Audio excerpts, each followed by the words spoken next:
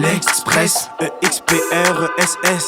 C'est l'Express, EXPRESS. Ok, c'est l'Express, EXPR. Aujourd'hui, nous recevons une personne connue du monde sportif de la télé québécoise qui notamment passe régulièrement comme chroniqueur à RDS.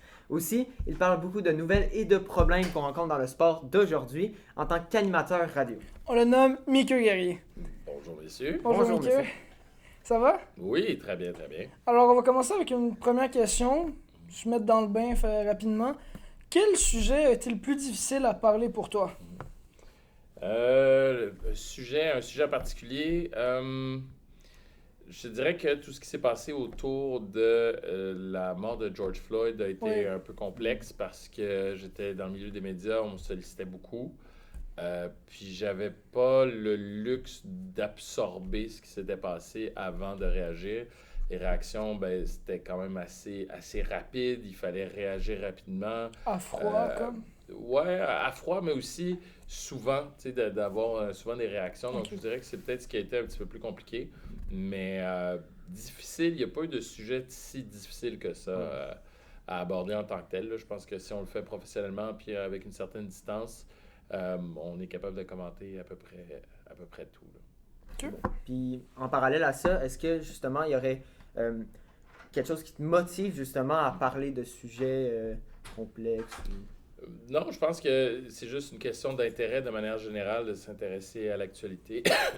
Pardon, puis c'est ce qu'il y a dans l'actualité qui va vraiment m'interpeller, puis voir si ça a un rapport avec le sujet aussi ou le type de chronique que je fais à ce moment-là. Donc, c'est souvent une question de synchronicité, puis d'intérêt tout simplement. Là. Donc, il n'y a pas d'objectif en tant que tel. Là. Ça arrive, j'ai une chronique sur le sport, je vais en parler, ou si on m'invite pour une émission. Oui, exactement. Si on m'invite pour une émission de variété, je vais en parler. Là.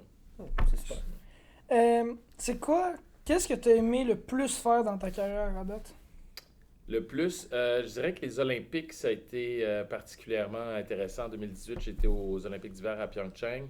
Sinon, la Coupe du monde de soccer, parce que c'est moi qui ai décidé d'y aller par moi-même et ensuite, c'est devenu un contrat. Donc, les contrats sont entrés pendant que j'étais là-bas ou pendant que je préparais mon voyage. Mais c'était vraiment mon idée. Donc, c'est vraiment de faire des projets ou de réussir des projets qui partent de ma passion à la base plutôt. Des trucs que moi, j'aime. Puis ensuite, ça devient mon métier. Donc, c'est de joindre vraiment l'utile à l'agréable. Là. C'est vraiment le summum. Ouais. Je dirais que c'est pas mal tous les jours, ça, plus que des moments particuliers. Là. C'est juste comment ma carrière s'est développée. Je peux faire ce que j'aime. Tant mieux, parce que je pense que les deux, on est des fans de soccer en plus. Fait que trop fun. d'aller à la Coupe du Monde puis que ça tu fasses pour ton travail en plus, c'est génial. Oui, puis c'est un des plus grands événements sportifs. C'est sur la liste des grands événements auxquels je vais assister. Le Super Bowl, la finale du 100 mètres aux Olympiques, la Coupe du Monde, c'est pour moi le trio, la sainte trinité des événements sportifs majeurs sur la planète. Là. Ouais, c'est bien. Puis, justement, en parlant de carrière, est-ce que tu te vois justement produire peut-être un autre métier aujourd'hui ou faire autre chose que justement chroniqueur? Écoute, j'ai fait d'autres métiers avant. Là, je suis vraiment à ma place. Je fais vraiment ce que j'aime dans la vie. Mais tout ce que je me vois faire dans le futur, c'est des choses qui ont rapport avec mon métier puis avec ma passion aussi. Là. Que ce soit de la production, que ce soit éventuellement enseigner peut-être, pouvoir transmettre ce que j'ai appris dans mon métier. Mais sinon, ça a toujours rapport avec mon métier, puis ça a toujours rapport avec les communications aussi. Ma formation, elle est basée surtout en communication et en sociologie. Ça va toujours rester des domaines importants pour moi. Puis j'ai toujours été vers ça, même quand j'étais pas dans les médias. J'ai toujours été vers les communications, donc ça va rester. Là. Fait que c'est plus rendu une passion que t'es rémunéré qu'un métier. Ouais, un peu, mais tu sais, je me vois mal faire d'autres choses. Il est trop tard pour devenir astronaute. Là. Fait que j'étais pas bon en maths anyway, fait que ça, c'est réglé. Mais tu sais, ça a toujours été dans mes objectifs de carrière aussi. Quand j'étais jeune, c'est ce que je voulais faire. Quand j'étais au cégep, c'était éventuellement pour devenir journaliste. J'ai pris des voies différentes parce que j'étais pas le meilleur à l'école et tout. Puis ça a pris une autre tournure, puis un autre chemin pour me rendre où je voulais. Donc, ça va toujours rester parce que là, je suis vraiment rendu où je voulais être en termes de métier, en termes de carrière, en termes de milieu. Là. T'as atteint ton objectif. Ouais, ben en partie, parce que je pense que l'autre objectif, c'est une chose se rendre là, mais ensuite y rester, surtout dans le milieu des médias aujourd'hui. Oui. De pouvoir rester, c'est un milieu qui est en difficulté. Donc, si on me demande c'est quoi pour moi le succès dans mon métier, ben, c'est de durer dans le temps. Avoir une carrière qui dure sur plusieurs décennies, ce serait une grande réussite. Là. Ouais, c'est cool. C'est cool que vous aviez trouvé votre place aujourd'hui en tant qu'animateur. Ouais, exact. Mais tu sais, c'est une chose avoir en tête ou te faire dire ah oui, tu devrais faire ce job-là, c'est pour toi ce métier-là. Mais c'est une autre chose, trouver le chemin, puis surtout être assez motivé et surtout très dédié par rapport à ton objectif, de dire j'ai un objectif, bon ok, comment je vais faire pour me rendre là, puis de persévérer à travers ça, parce qu'il y a plein de gens qui veulent faire ce job-là, qui veulent faire ce métier-là.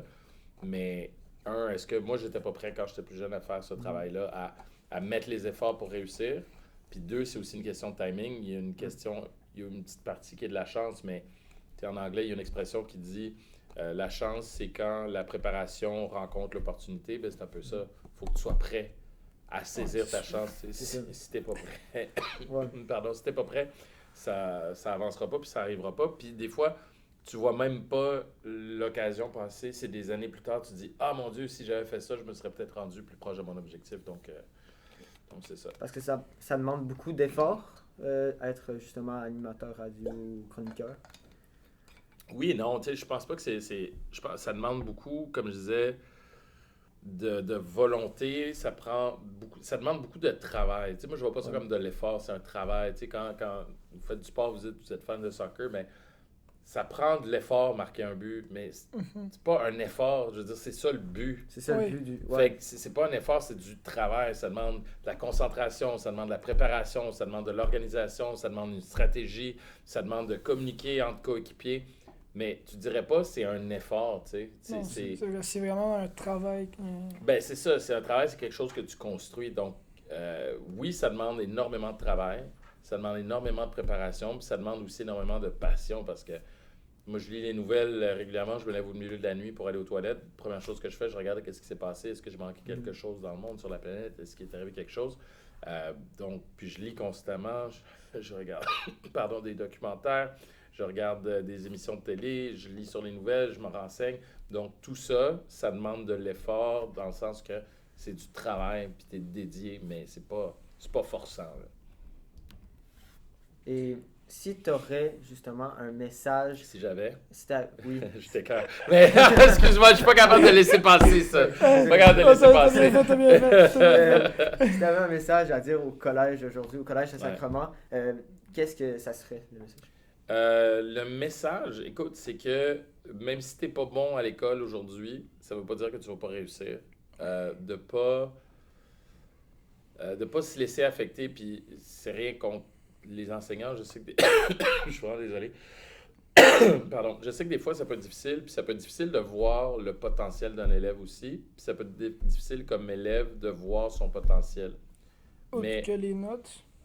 Voilà, autre que les notes, puis autre que la réussite ici, maintenant, à l'école. Parce que autant l'école est importante, autant c'est pas garant de tout. Donc, premièrement, c'est de jamais se laisser abattre par des gens qui disent tu feras jamais rien de ta vie ou tu feras rien parce que t'es pas bon à l'école. C'est pas vrai. Deuxièmement, et c'est complémentaire, c'est de se dire l'école, c'est pour avoir une base, mais c'est pas tout. Mais cette base-là est importante. Mais cette base-là est importante en termes, pas seulement de connaissances, je n'étais pas bon en maths, mais je peux me rendre compte aujourd'hui à quel point les maths m'ont aidé en termes de logique, en termes de développer un raisonnement. Ben, ça va me servir en français aussi, ça va me servir en dissertation, ça va me servir après ça plus tard en sociologie qui m'intéressait. Puis, fait que tout ça, tout est lié. Il y a une raison pourquoi on apprend ce qu'on apprend aujourd'hui, même si tu penses que ça ne te servira jamais, ça va éventuellement te servir, même si ce n'est pas direct. Ça, c'est deuxième chose. La troisième chose, c'est que les études deviennent de plus en plus intéressantes. Plus ça va, plus la base est faite, plus les études deviennent intéressantes. Moi, j'ai lâché l'école au cégep. Je voulais rien savoir après le secondaire. Je voulais lâcher l'école. J'étais au cégep quand même. J'ai lâché le cégep, mais ma mère m'a dit, ben, continue à prendre un cours ou deux, puis tu vas voir, ça va avancer. Puis c'est ce que j'ai fait. Je travaillais en même temps. À un moment donné, je me suis rendu compte, hey, je pourrais pas travailler à ce salaire-là pour faire vivre une famille si ça n'a pas de sens. Fait que j'ai pris mes études un petit peu plus au sérieux, mais pas tant 2-3 cours. Puis à un moment donné, j'ai fait comme, oh mon Dieu, j'ai presque fini mon deck. Ma mère avait raison. Puis elle me dit, hey, pourquoi tu t'inscris pas comme étudiant libre à l'université dans des cours que tu choisis puis des cours que tu voudrais? J'ai fait ça pendant que je finissais mon cégep. Puis j'ai fini mon cégep, là, je prenais des cours à l'université. Je disais, pourquoi tu t'inscris pas dans un certificat? Tu vas voir, c'est le fun. Puis l'université, c'est beaucoup plus facile que tu penses. Je me suis inscrit au certificat, j'aimais ça, je me suis inscrit au bac. Puis après, tu sais, tout le reste a déboulé. Donc, ça, c'est les choses que je dirais, grosso modo, c'est l'école n'est pas garante de tout, mais c'est important ce que tu apprends. La base est indispensable. Puis de ne pas rester accroché aux gens qui disent « Ah, tu ne feras jamais rien », c'est pas vrai. Puis 3, ben, les études deviennent de plus en plus intéressantes parce que tu apprends des choses sur lesquelles tu es intéressé.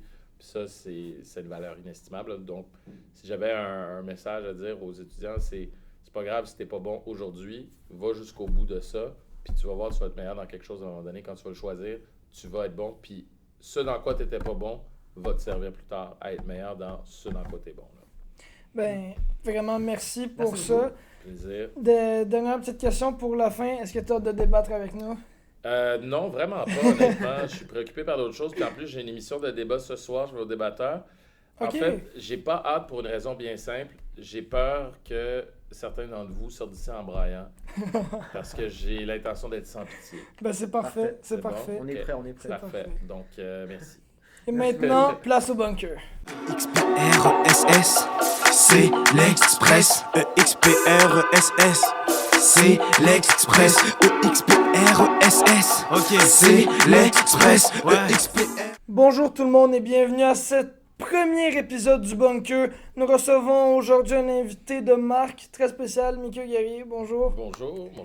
Alors, on va directement commencer. Est-ce qu'il devrait y avoir de la mixité dans les sports au secondaire? Non. Qui veut commencer? Je peux commencer. Vas-y. Dans le fond, je vais commencer par mon premier argument directement. Je ne crois pas, pour une seule raison, c'est directement mis dans la structure sportive hommes-femmes séparés. Pourquoi? Selon certaines, je pense, conditions physiques, justement, peut-être les hommes ils sont plus forts, ils peuvent jouer plus physique, par exemple sur un terrain de soccer, que les femmes, peut-être, ils sont plus habitués de jouer plus relax, ils restent dans leur bottine, ils jouent simple, en équipe, mais les hommes, nous, on aime ça être physique, puis je pense pas, honnêtement, que les hommes et les femmes devraient jouer ensemble, parce que, par des conflits physiques et peut-être même, je pense, psychologiques aujourd'hui. Intéressant. Mais en fait, c'est pour enchérir ce que tu dis.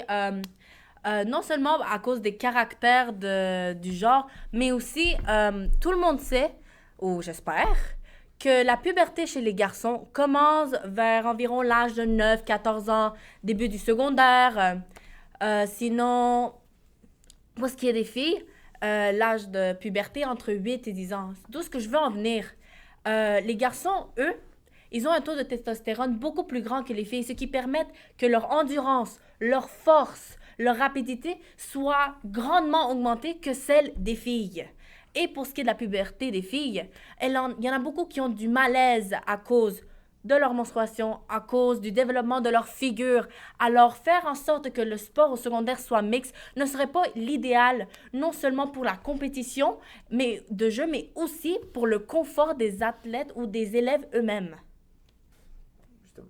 Mickey, j'aimerais ça t'entendre sur ça.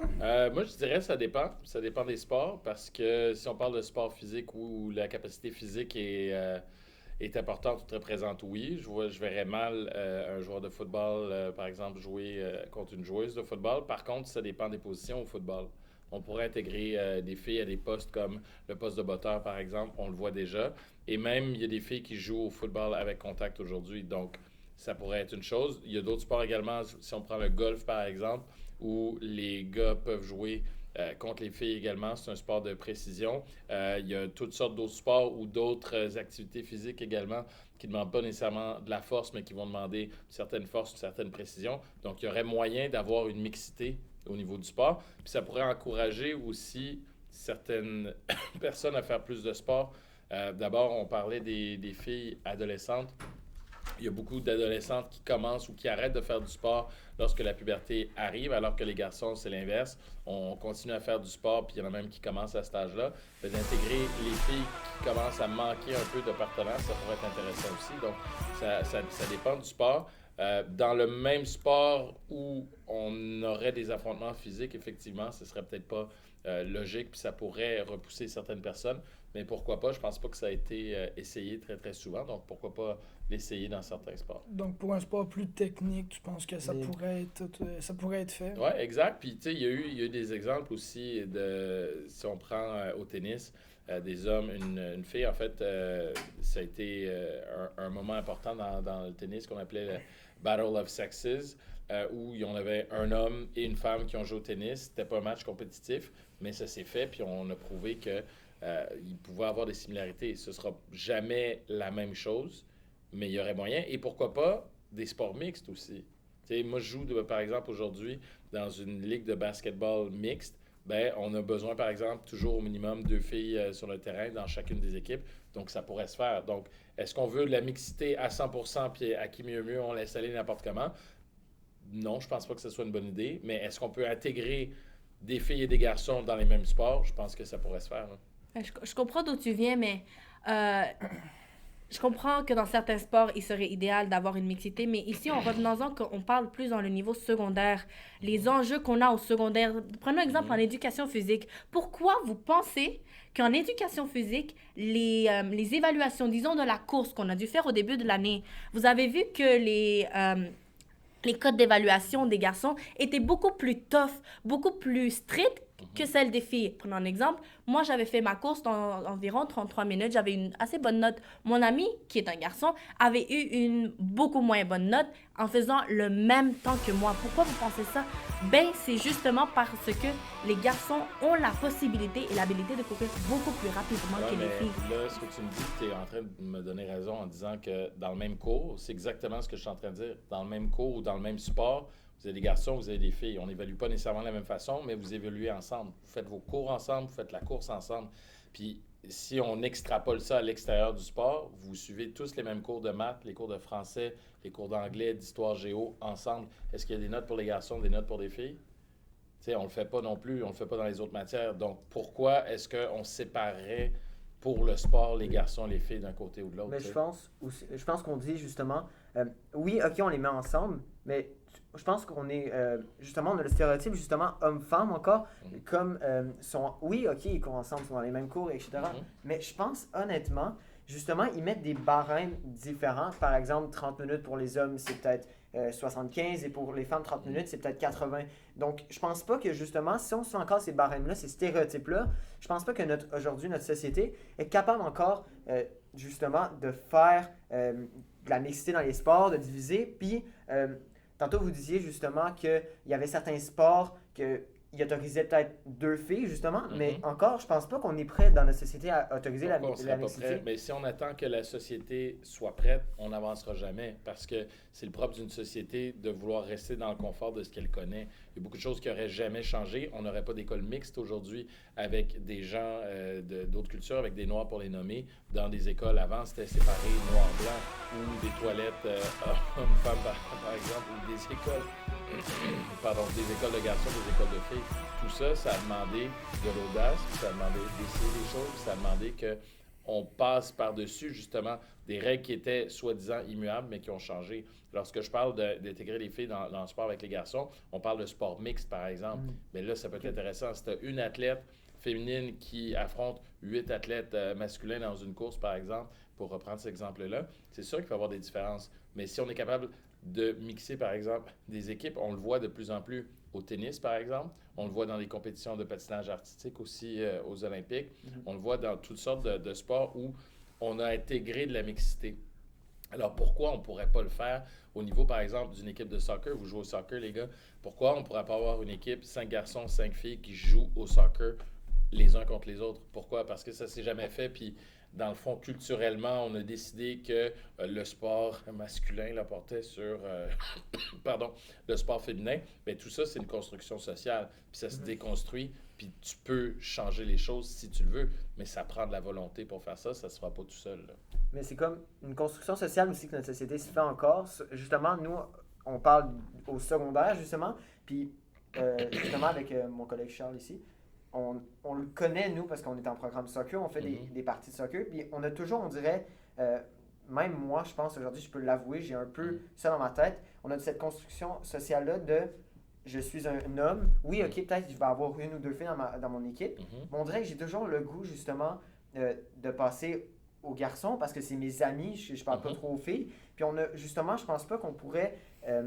Oui, peut-être on pourrait essayer, mais je pense pas que d'élaborer des règles, comme par exemple obligatoirement 2 filles sur le terrain, je pense que c'est aussi sexiste, on peut dire, parce que genre ça devrait pas être une règle 2 filles sur le terrain, Mais pourquoi pas les hommes? Pourquoi ce serait plus sexiste ou différent que tu dis au basket, par exemple, ça se joue 5 contre 5 ou au hockey, ça se joue 6 contre 6, Parce 5 que c'est à propos joueurs? je pense que c'est à propos du sexe. Là on Ouais, parle c'est à de propos du général pour tout le monde, tout le monde est égaux, c'est homme-femme. En tout cas, là on parle Oui, mais ce qu'on disait tantôt, c'est il y a des différences physiques et physiologiques entre les hommes et les femmes. Oui. C'est pas pour rien qu'il y a un débat pour les athlètes transgenres, par exemple. Est-ce qu'ils peuvent participer à les athlètes transgenres, par exemple, les hommes qui transitionnent vers le sexe féminin, participer à des compétitions féminines? Il y a un débat là-dessus. Donc, on sait qu'il y a des différences physiques. Là, la question maintenant, c'est est-ce qu'on peut intégrer ça dans un sport mixte? Puis moi, ma question, c'est ça, c'est pourquoi pas? On le fait dans tous les aspects de la société. On ne pense pas à séparer, à diviser les hommes des femmes, que ce soit au travail, à l'école ou quoi que ce soit. Bien, est-ce qu'on peut les intégrer? Puis est-ce qu'on ne pourrait pas justement dire « Hey, savez-vous quoi? On a une ligue de hockey, on a une ligue de basket, on a une ligue de soccer mixte aujourd'hui. Puis voici les ratios de gens qu'on veut. Est-ce qu'on veut que ça soit 50-50? Pourquoi pas? Parfait, ce sera 50-50. Moi, je te donnais l'exemple d'une ligue amateur où on joue pour le plaisir, puis ça prend 2 filles parce qu'ils sont, bon, de niveau égal et tout. Mais on pourrait y aller 50-50, toujours 50-50, comme la planète. Donc, je me dis, ben oui, ça pourrait être un moyen, puis pourquoi pas justement l'essayer ou le commencer au secondaire. Tu sais. Et pour, Je te laisse finir. Puis OK. on va Pour reprendre un peu, si on sort du côté physiologique, si on sort du côté tout ce qui est puberté, tout. Une autre raison vraiment valable et concrète que peu de gens parlent, surtout à cause de gènes, c'est non seulement la discrimination qu'on aurait. Je m'explique. Si on aurait une équipe mixte, et je vous en parle par expérience, le fait d'avoir une équipe mixte, non seulement met en valeur ces fameux stéréotypes que beaucoup de gens essaient de briser, parce que... Regardez. Dans une équipe mixte, on a des hommes et des femmes, OK? Le problème ici, c'est l'inconfort qu'on a des femmes jouant contre les hommes, non seulement ici au secondaire, non seulement à cause de leur changement corporel et tout ce qui est en rapport de la puberté, mais aussi d'une estime de soi. Il y a eu des cas que malheureusement, des garçons ont pris avantage au fait que les filles étaient dans leurs équipes pour des moqueries quelconques, j'y vais un peu à l'extrême, mais c'est des cas qui sont passés dans plusieurs écoles pour des agressions, pour des actes inexplicables qui ne devraient pas se faire. Alors le fait de séparer les filles avec les filles et les gars avec les gars, non seulement ça fait en sorte que la personne qui est masculine ou féminine a plus de confiance et a plus de courage de faire le sport sans problème, que lorsqu'elle est mixte, et il y a plus de risques à ce que ces genres de problèmes sociaux, ces problèmes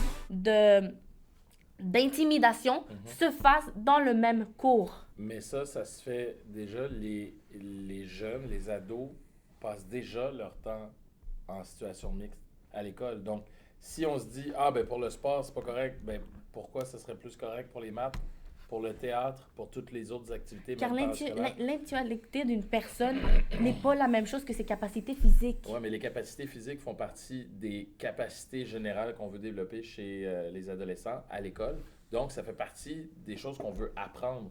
Puis pour apprendre, il faut que tu sois mis dans ces situations-là. Parce que le travail, par la suite, que ce soit au cégep, à l'université ou au travail, il va y avoir des inconforts. Il va y avoir des situations où on n'est pas nécessairement bien avec ce qui se passe autour de nous, mais c'est ce qui est requis pour accomplir le travail. Bien, l'école sert à ça. Puis le sport fait partie de l'école, fait partie des apprentissages. Parce que si on veut des écoles qui sont genrées, bien, qu'on le fasse alors qu'on sépare complètement. Mais c'est pas ça qu'on a décidé comme société. Et c'est prouvé que c'est pas ça qui va aider les garçons ou les filles à étudier ou à apprendre ou à aller plus loin.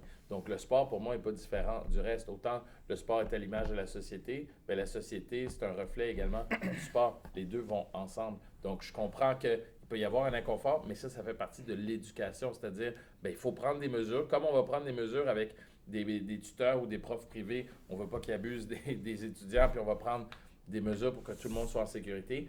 On va faire la même chose dans le sport aussi. Mais de drastiquement dire non, on veut absolument pas la mixité, puis on se sépare comme ça, là, tant qu'à faire, on va appliquer la logique à tout, mais je pense pas que c'est ça qu'on veut, par exemple.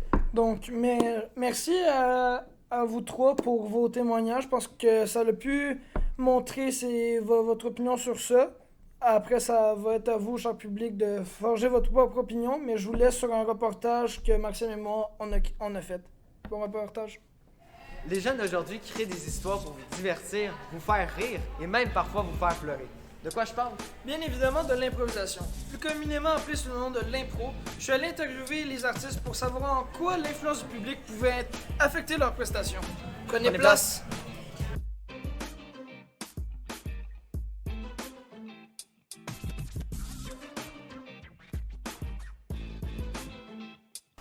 Qu'est-ce que les rires du public t'amènent en tant que joueur pendant ton improvisation? Ben, c'est sûr que ça amène une certaine valorisation parce que tu sens que, genre, l'effort que tu mets dans ton impro, aussi ta passion que tu mets dans ton impro, je veux dire, tu mets un peu ton âme dans ton impro, là, dans ton personnage, tu mets un peu de toi là-dedans, si ton personnage c'est toujours une partie de toi-même que tu mets là-dedans, ben, c'est que tu sens qu'il y a une valorisation de la part du public de ce que tu fais, comme, c'est comme, si t'as ton épaule, c'est bon, qu'est-ce que tu fais, t'sais. Quand tu as un nouveau public, tu peux voir aussi des nouvelles réactions. Tu peux être comme cette blague-là n'a pas marché avant, elle a marché avec un nouveau public qui rit. Fait que tu sais, ça aussi, c'est comme. Des fois, tu as un public rassurant, puis c'est super le fun.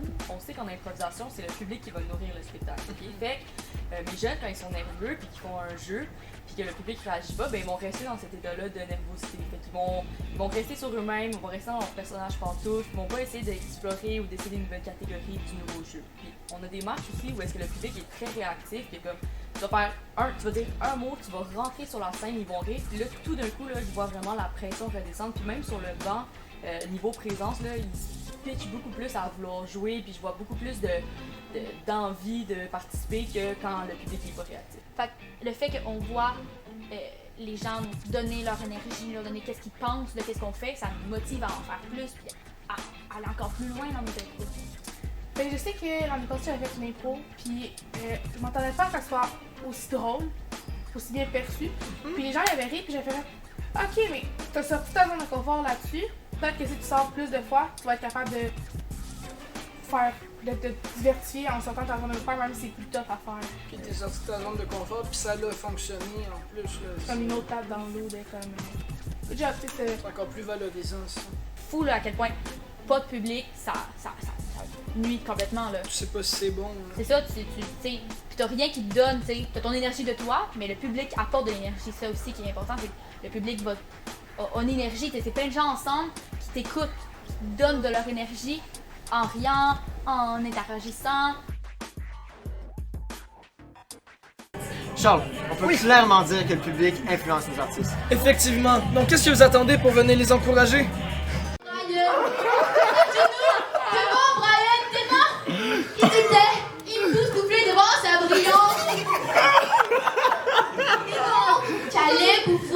Départager les deux jumelles.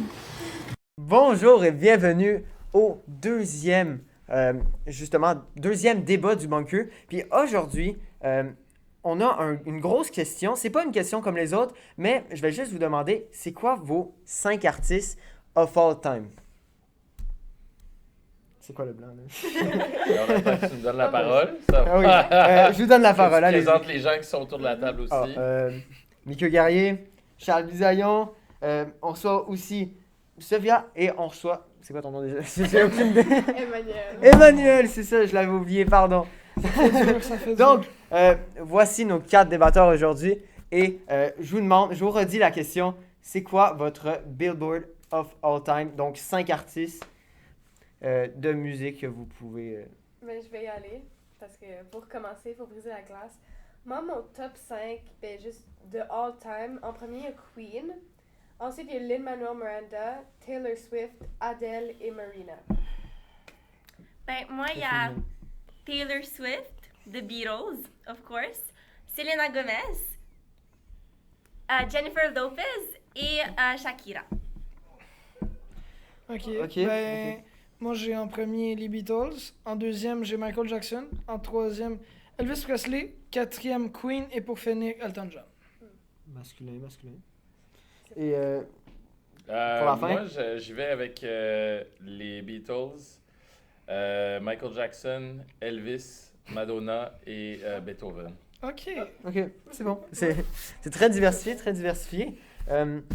Est-ce que vous pouvez conclure quelque chose justement entre vous, genre débattre? Ben, juste avant qu'on commence, je pense qu'on peut dire que c'est assez unanime pour dire que les Beatles méritent une première place ou Exact. une deuxième place, mais première place dans le classement des artistes of all time. Pourquoi la première place? Parce qu'on l'a tous choisi?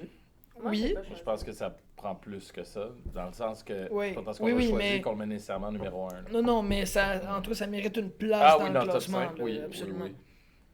Mais il y a une personne qui l'a pas mis, par exemple? Oui. Moi, c'est dans mon top 10, mais c'est pas dans mon top 5. Ça serait comme mon 6e si j'aurais à mettre les Beatles dans Ok. une liste. Ça. Mais Ok. pourquoi? Je pense que tu avais le Billboard le plus diversifié. Pourquoi tu dirais justement genre que c'est toi le meilleur Billboard? Pourquoi tu dirais que c'est Je dis tes pas que artistes c'est les meilleurs? Moi, le meilleur, genre. Mais top selon toi. 5. Mais seulement c'est les meilleurs artistes parce que moi, j'ai des goûts différents en musique. Puis c'est vraiment des personnes, des artistes qui sont vraiment venus me rechercher durant genre plusieurs moments dans ma vie. Fait que c'est vraiment comme. Ils ont vraiment eu une place. Puis pour moi, ils méritent une place là. Mais pour d'autres personnes, je comprends pourquoi ils méritent pas cette certaine place dans le top 5. Ok. Ben, moi, D'accord. si je pouvais juste dire quelque chose, les deux, vous aviez Taylor Swift. Oui. Je- Moi, je trouve pas que ça mérite une place dans le top 5 of all time parce que c'est du pop, ce qu'il y a de plus normal, ce qu'il y a de plus simple. Et Taylor Swift a rien changé, il a rien amené de plus à sa musique comparé à Michael Jackson, que il est littéralement surnommé le roi de la pop. Pourquoi? Parce qu'il a révolutionné le monde de la musique dans ces années, par ses mouvements de danse notamment, par ses chansons, ses paroles. C'est l'artiste avec l'album que l'album le plus de ventes au monde of all time, Thriller, avec 60 à 70 millions de ventes. C'est énorme pour un artiste pour seulement un album. Comparé à Taylor Swift, que oui, c'est bien beau, elle va remplir des stades et tout ça, va faire beaucoup d'argent, mais c'est la même musique tout le temps. C'est juste, elle a réussi à surfer sur une vague que les gens aimaient, mais c'est la même chose constamment, il n'y a rien qui change. Il y a rien Peux-tu qui change. juste te dire quelque chose? Il y a, tu sais, moi j'avoue, Michael Jackson il est vraiment comme un des meilleurs of all time. La raison pourquoi il est pas dans mon top, c'est juste parce que j'écoute pas tant de ses chansons, personnellement. C'est moins mon genre. Mais juste pour te dire, Taylor Swift, c'est premièrement la seule femme à avoir gagné 3 fois Album of the Year avec Frank Sinatra, Stevie Wonder et Paul Simmons. Ça, sont les 4 personnes qui ont gagné 3 fois Album of the Year aux Grammys. Fait que c'est la seule femme. Fait que déjà, ça, c'est un exploit. Le nombre d'exploits qu'elle a accompli. Je comprends que c'est peut-être moins ton genre. Je m'attendais à débattre pour Taylor Swift. Aujourd'hui, de base, ça, je sais le numéro de, on peut dire, hate qu'il y a sur Taylor Swift. Mais attends, je hate pas Taylor Swift, c'est Non, juste je sais, je sais, que- je sais. je suis Un classique. complètement impartial. Je suis pas un Ça. Swiftie, je suis pas un anti-Swiftie totalement. C'est juste, je trouve pas qu'elle a changé quelque chose absolument pour se mériter une place. Ouais, Mais je- qu'est-ce que Michael Jackson il a changé pour se mériter une place? Il Il y a a... tout changé dans la Oui. musique, en fait. Mais je pense que dans le cas de Taylor Swift, puis je suis d'accord avec Charles sur certains points, puis d'autres non, mais je pense que de toute façon, Taylor Swift, c'est trop récent, puis c'est trop contemporain pour être déjà dans le top des meilleurs artistes de tous les temps. Michael Jackson, ce qui a changé, ben, c'est déjà le roi de la pop, c'est pas pour rien. C'est le nombre d'albums vendus, c'est les vidéoclips qui jouent encore, c'est le fait qu'il a passé à travers le temps. C'est un artiste des années 80. Il y a encore des gens qui le connaissent aujourd'hui. Il est décédé, on le connaît encore aujourd'hui. Taylor Swift, on ne le sait pas malheureusement, on ne le sait pas encore. Ensuite, ben, c'est pour ça que Michael Jackson touche autant puis va chercher autant. Même chose pour Madonna. Madonna, je la mets là-dedans parce qu'à 60 ans, être capable de faire des shows encore et de pouvoir remplir des salles de spectacle à 60 ans, il n'y a pas beaucoup d'artistes de la pop qui ont réussi à faire ça. Donc, on a 2 artistes pop. Les Beatles, pourquoi on les met là? C'est qu'encore aujourd'hui, après la mort de John Lennon, il reste 2 Beatles, puis on fait jouer de nouvelles chansons des Beatles avec des textes qui ont été écrits à l'époque. Donc, ils ont transcendé leur époque, la folie qu'il y avait autour d'eux également. Même chose pour Elvis Presley aussi, qui a changé les choses, qui a amené un élément culturel et je peux même dire sexuel aussi à la chanson. Il faisait rien que bouger les hanches, puis c'était la fin du monde. Donc, ça, puis il était tellement populaire qu'il fallait dire que Elvis avait quitté pour que les gens arrêtent de capoter. Parce que c'est à ce point-là. Les Beatles, même chose. Puis les Beatles, un groupe britannique aussi qui va avoir du succès aux États-Unis et ensuite partout sur la planète. Absolument. Donc, il y a ça aussi qui transcende. Et j'ai mis Beethoven aussi parce que c'est l'artiste classique le plus connu qui a été le plus repris, qu'on a joué le plus de ses compositions. Et pourtant, il a été actif seulement 10 ans. Donc, il a vraiment changé complètement le monde de la musique. Donc, pour moi, c'était ça les critères à la base pour dire quels sont les artistes. C'est pas tant mes goûts personnels, j'écoute pas particulièrement du Beethoven ou quoi que ce soit, mais ce sont des artistes qui, à leur époque, ont changé et qui ont transcendé les époques. J'aime pas Elvis, honnêtement, je l'aime pas, mais je peux reconnaître son talent, je peux reconnaître également son art. Puis en plus, ça a été non seulement un artiste musical, mais aussi un acteur. Il a fait des films qui ont cartonné, puis les films sont mauvais. Ben, ça prouve à quel point cet artiste-là a changé. Puis il y a même un endroit qui s'appelle Graceland où les gens vont visiter. Il n'y a pas beaucoup d'artistes comme ça qui sont morts et qu'on continue comme ça à célébrer puis à vénérer leur musique. Là. C'est pour ça que ce top 5-là, je pense qu'il est difficile à battre. Là. Puis, je pense, si je peux rajouter, je pense vraiment que c'est pas sur la musique aussi qu'on se base, mais aussi sur l'effort que le groupe, le musicien va mettre pour justement les personnes à qui, genre sa clientèle, on peut dire. Donc, je pense pas aussi que c'est pour la musique, comme tu disais un peu Taylor Swift, et juste parce qu'elle est trop classique dans qu'est-ce qu'elle chante. Ben, je pense quand même que Taylor Swift, si on lui donne quelques années, pourrait se classer parmi ces artistes-là pour tout l'engouement qu'il y a autour d'elle, puis l'impact qu'elle a, mais elle est encore trop contemporaine. En tout cas, moi, c'est mon avis. Moi, il y a quelque chose que je trouve intéressant de Taylor Swift, puis une raison pourquoi je l'ai mis là, c'est le jeu, c'est-tu Taylor Swift ou Shakespeare? Il y a un jeu qui est genre partout sur les médias, puis c'est basically ils mettent une phrase que Taylor Swift a écrite, puis une phrase que Shakespeare a écrite, j'ai pas d'exemple avec moi. Puis ça se ressemble beaucoup. Il y a souvent des personnes que c'est une phrase que Taylor Swift a écrite, puis ils croient vraiment que c'est Shakespeare, ou le contraire. Fait que ça prouve que, oui, il faut lui donner du temps pour devenir une meilleure de tous les temps, là, ça, j'avoue avec ça. Mais ça prouve qu'elle a vraiment du potentiel pour dans comme 10-15 années de vraiment mériter sa place dans le top 5. Puis j'aimerais ajouter à ça que, oui, vous avez dit que ça lui prendrait, si on lui donne du temps, elle pourrait se retrouver dans la liste des meilleurs artistes musicaux. Mais j'avais fait mes recherches et en écrivant les meilleurs artistes musicaux, Taylor Swift se retrouvait dans la même place que Elvis Presley, Michael Jackson, Madonna. Elle se retrouvait dans sa liste. Donc, je pense pas que je suis trop en accord avec vous pour dire que Taylor Swift... Mais elle a changé quoi, Taylor Swift? Moi, c'est ça mon point. C'est qu'elle n'a rien changé, elle n'a rien réinventé. Alors que tous les artistes qu'on a nommés jusqu'à maintenant, elle l'a réinventé. Puis là-dedans, j'ai même, avant de mettre Taylor Swift, je mettrais des rappers.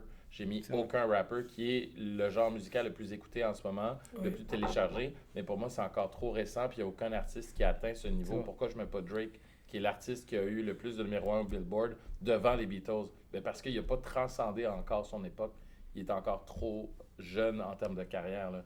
Un artiste des années 2000, pour moi, ça devrait déjà être disqualifié dans la discussion du meilleur artiste de tous les temps. C'est trop récent. Donc, je pense, pour conclure, je pense que notre question, c'est quoi votre Billboard? Je pense qu'il s'est transformé en est-ce que Taylor Swift mérite sa place? Mais c'est bien, on a débattu sur notre justement Billboard à chacun. Et je pense qu'on a tous donné notre point sur que c'est surtout l'effort que l'artiste met et non aussi juste seulement la musique classique, pop, normale que tout le monde aime. Donc, ça a été un beau débat. Merci beaucoup d'avoir débattu avec nous aujourd'hui. Merci à toi, Maxime. Merci. Ça fait plaisir. Toujours animateur. Et sur ça, je vous dis à la prochaine. Ciao! RESS, c'est l'Express. EXPRESS, c'est l'Express. EXPRESS.